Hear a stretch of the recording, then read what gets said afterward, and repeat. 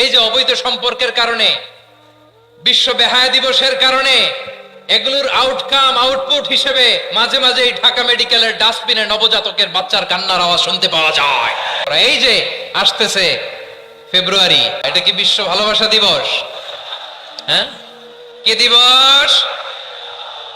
এই বিশ্ব ভালোবাসা দিবসের সাথে মুসলমানদের কোনো সম্পর্ক নাই। আমার প্রিয় ভাইরা, এই যে আপনি অবৈধ সম্পর্কে জড়ালেন, কেন আল্লাহ অশ্লীলতাকে হারাম করেছে দেখেন। বলতেছিলাম যে এটা আপনার নাসল, আপনার জেনারেশন, আপনার লিনিয়েজ, আপনার বংশকে প্রিজার্ভ করা। কে কার বাবা, কে কার মা, বাবা মা জানা, প্রজন্মকে প্রিজার্ভ করা, এটা ইসলাম ওয়াজিব করে দিয়েছে।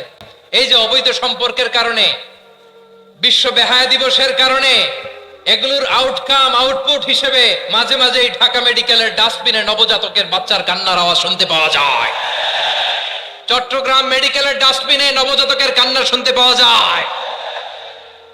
বীর চট্টলার মুসলমানেরা বুঝতে পারলে আওয়াজ করে বলেন, এই যে চট্টগ্রাম মেডিকেলে যে নবজাতকটা পাওয়া গেল, ওর বাবাকে আমাকে বলেন, ওর বাবাকে, ওর মাকে, ও কোন ফ্যামিলির সন্তান কেউ জানে? আপনি হিউম্যান ডিগনিটিকে অপমান করেছেন না? আপনি তার ভবিষ্যৎকে অন্ধকার করেছেন না? আপনি তার লিনিয়েজকে প্রশ্নবিদ্ধ করে দিয়েছেন না? এই জন্য আল্লাহ তাআলা অশ্লীলতাকে আমাদের জন্য হারাম করে দিয়েছেন। পড়েন সুবহানাল্লাহ। প্রকাশ্য অপ্রকাশ্য সব অশ্লীলতাকে হারাম ঘোষণা করে দিয়েছে কে? আবার দুনিয়ার বুকে যারা অশ্লীলতার প্রসার করে তাদের জন্য শাস্তি মজুদ রেখেছে কে?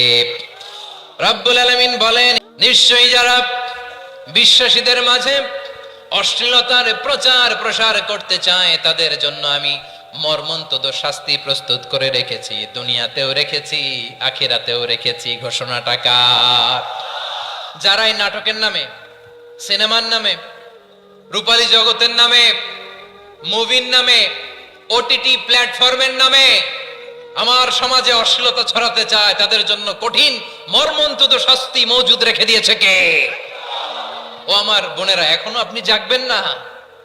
এখনো আপনার চিন্তার দুয়ারে এখনো নাড়া পড়ে নাই?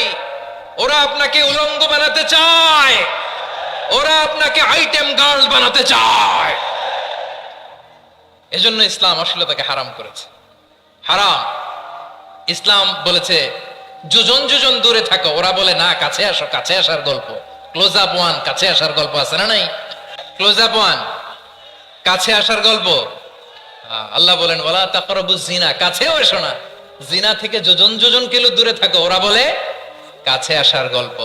আমার বীর চট্টলার ভাইয়েরা, কাছে আসতে হলে আমরা কোরআনের কাছে আসব, কাছে আসতে হলে নবীর কাছে আসব। কাছে আসার গল্প হবে আমার রবের কাছে আসার গল্প। চিল্লায় বলো ঠিক কিনা? তাহলে অশ্লীলতার সাথে আমাদের কোনো সম্পর্ক? সবাই বলতে পারেননি, আওয়াজ করে বলুন, অশ্লীলতার সাথে আমাদের কোনো সম্পর্ক? আমরা এই সমস্ত ক্লোজ আপ ওয়ান, কাছে আসার গল্পের প্রোগ্রামে যাব? আমরা কোন ধরনের অশ্লীল কন্টেন্ট সোশ্যাল মিডিয়ায়, টিভিতে দেখব